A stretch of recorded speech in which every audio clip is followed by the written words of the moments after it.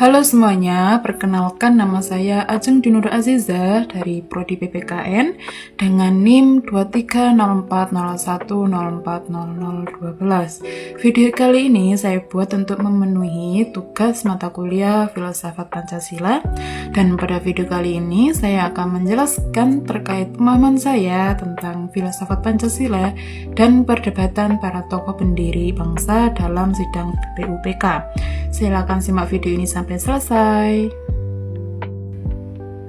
Filsafat Pancasila itu lahir dari proses perenungan yang panjang dari nilai-nilai kehidupan masyarakat Indonesia sendiri. Nilainya itu juga datang dari banyak sumber seperti dari agama, budaya lokal, sampai juga pengalaman sejarah bangsa kita. Terus juga Pancasila itu bukan cuma sebagai ideologi yang kaku dan resmi, tapi juga sebagai pandangan hidup bangsa atau bagaimana cara kita berpikir dan melihat dunia gitu. Terus juga dalam istilah filsafatnya itu juga disebut sebagai Waltan Saung gitu. Dan juga contohnya nih ada gotong royong, itu kan bukan cuma dalam hal sekedar membantu antara tetangga, tapi hal itu juga mencerminkan dari semangat kita dalam kebersamaan dan solidaritas yang menjadi bagian dari nilai filosofis Pancasila sendiri. Terus itu juga filsafat Pancasila juga bisa dilihat sebagai sistem etika dasar negara. Maksudnya itu Pancasila bisa jadi semacam patokan atau acuan buat menentukan mana yang baik dan mana yang tidak. Terus juga terutama dalam hal kebijakan dan aturan negara. Kita ini kan hidup di negara yang beragam, berbeda-beda suku, agama, budaya, dan Pancasila sendiri itu menjadi jembatan yang menyatukan semua hal itu seperti itu. Dan juga Pancasila dapat membantu kita untuk tetap punya arah dan tujuan yang sama sebagai bangsa yang merdeka, adil, dan berdaulat. Jadi Pancasila itu nggak cuma sekedar 5 sila yang kita hafalin saat upacara bendera, tetapi itu sebagai pandangan hidup kita dalam cara kita berpikir, bersikap, dan bertindak baik atau buruknya kita sebagai individu, sebagai bangsa Indonesia, seperti itu. Muhammad Yamin saat sidang BPUPK itu menurut saya beliau kelihatan terlalu fokus sama kejayaan masa lalu seperti pada kerajaan Sriwijaya dan Majapahit, yang dimana beliau anggap sebagai fondasi atau inspirasi utama untuk membangun Indonesia yang merdeka. Memang penting bagi kita untuk memiliki sebuah kebanggaan atas sejarah, tapi kalau kita terlalu larut dalam romantisme sejarah, kita juga akan lupa sama realitas keadaan Indonesia saat itu. Indonesia sendiri juga saat itu sedang menghadapi persoalan besar seperti keterbelakangan pendidikan, kemiskinan, pluralitas yang belum terkelola dengan baik. Dan juga saya berpikir kalau daripada terlalu menoleh ke belakang, semestinya kita fokus utamanya itu lebih bagaimana merancang masa depan yang realistis dan sesuai dengan kondisi masyarakat Indonesia yang sangat majemuk. Dan juga saya juga melihat bahwa pemikiran Muhammad Yamin soal masa depan Indonesia itu terlalu terpusat dan nasionalistik. Dalam artinya itu negara Indonesia ini seolah punya satu identitas nasional tunggal yang dominan tanpa terlalu mempertimbangkan keragaman etnis, agama, dan budaya yang nyata dan melekat di masyarakat seperti itu. Profesor Supomo saat sidang BPUPK, di mana ia mengajukan konsep negara integralistik yang menurutnya antara individu dan negara itu seharusnya menyatu dalam satu kesatuan yang utuh dan tidak boleh dipisah-pisahkan. Di satu sisi hal ini terlihat bagus, negara dan rakyat saling melengkapi. Tapi kalau kita lihat lebih dalam, konsep ini bisa berbahaya karena memberi posisi negara yang terlalu dominan, bahkan bisa berujung ke sistem yang otoriter. Kalau negara dianggap menyatu dengan rakyat, maka bisa saja saat rakyat mengkritik negara bisa dianggap melawan negara, dan akhirnya hak individu jadi tersingkirkan. Hal ini itu sangat problematis terutama dalam konteks negara demokratis. Profesor Supomo itu juga secara jelas menolak sistem demokrasi liberal. Beliau lebih condong ke sistem kekeluargaan atau sistem yang tidak mengutamakan oposisi. Padahal demokrasi itu sangat penting, apalagi buat negara seperti Indonesia yang masyarakatnya itu sangat beragam. Demokrasi itu memungkinkan adanya aspirasi dari berbagai kelompok serta adanya kontrol terhadap kekuasaan. Kalau tidak ada sistem demokrasi, maka kemungkinan besar tidak akan ada mekanisme yang check dan balance, dan ini bisa membuka peluang penyalahgunaan kekuasaan bagi para pemimpin. Kemudian Insinyur Soekarno dalam sidang BPUPK. Beliau menurut saya itu memang semangatnya sangat besar untuk menyatukan semua golongan, nasionalis, islamis, sosialis, dan lainnya. Hal ini itu beliau lakukan untuk merumuskan Pancasila. Tapi masalahnya itu rumusan Pancasila versi beliau itu sangatlah fleksibel dan bahkan terkesan agak ambigu. Contohnya itu Pancasila ini sebenarnya nasionalisme, Islam, atau sosialisme, karena semua unsur itu dimasukkan sekaligus, dan kondisi ini itu bisa membuat semua orang bingung, bahkan tafsirannya pun beragam. Akhirnya bisa jadi Pancasila dipakai sekedar jadi kompromi ideologis tapi tanpa arah yang benar-benar jelas. Kalau semua ideologi disatukan tanpa batas yang tegas, justru ada resiko nilai-nilai yang saling bertabrakan. Dan menurut saya juga pidato-pidato beliau itu memang sangat luar biasa kuat secara retoris. Gaya bicara beliau juga sangat menggugah dan penuh semangat. Tapi sayangnya gagasan-gagasan besar itu kadang kurang konkret dalam waktu diimplementasikan ke ranahnya. Dan juga contohnya itu yang sering dikritisi oleh beberapa itu dengan konsep ketuhanan yang berkebudayaan. Secara filosofis ini indah menggabungkan nilai-nilai ketuhanan dengan budaya lokal. Tapi pertanyaannya itu bagaimana itu diterapkan dalam sistem hukum, dan apakah hukum agama disesuaikan dengan budaya atau budaya lokal lah yang harus tunduk pada tafsir agama tertentu. Jadi tidak ada kejelasan yang teknis gitu. Dan akhirnya banyak orang yang mengagumi pidatonya tapi juga bingung pada waktu yang bersamaan untuk harus menerjemahkan dalam kebijakan yang konkret. Dalam sidang BPUPK juga ada seorang pemikir perempuan, yaitu Maria Ulfa Santoso.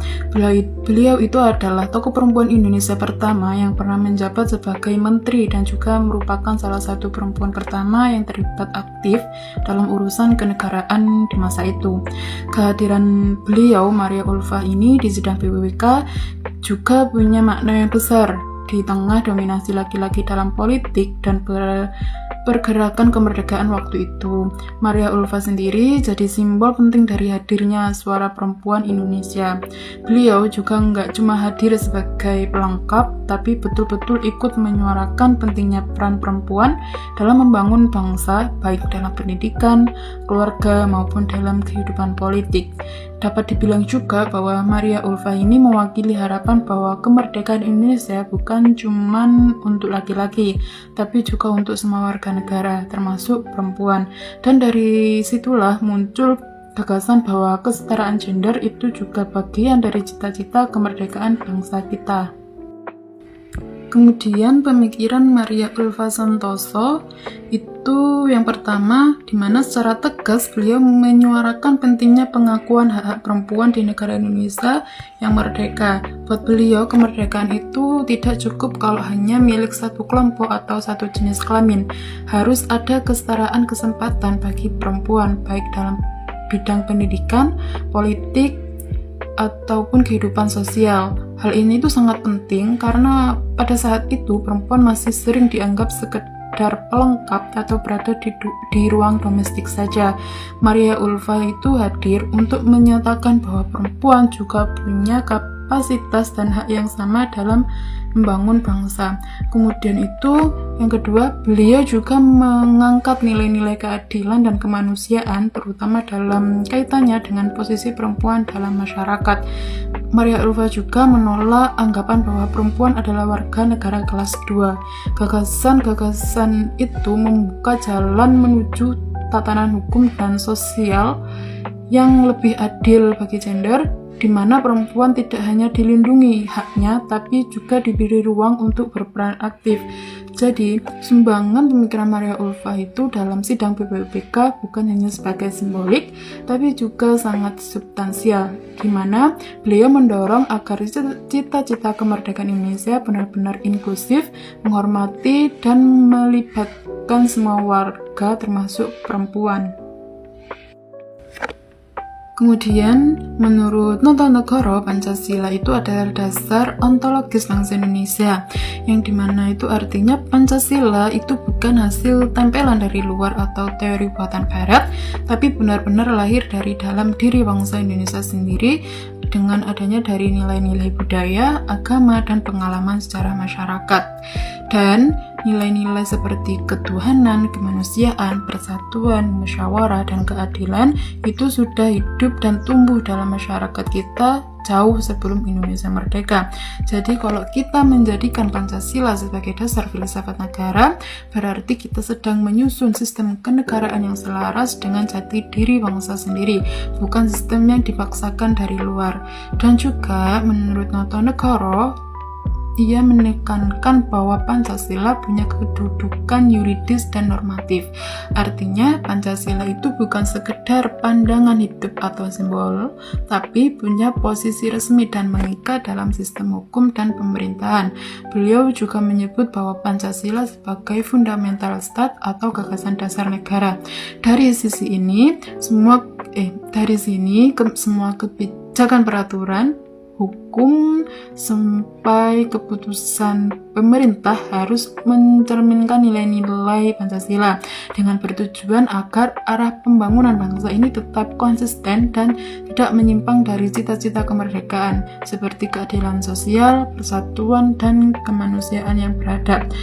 Jadi menurut Notonegoro itu, dia menjadikan Pancasila sebagai dasar filsafat negara itu bukan hanya untuk pilihan, tapi sebuah keharusan agar negara ini benar-benar mencerminkan karakter dan tujuan bangsa Indonesia sendiri.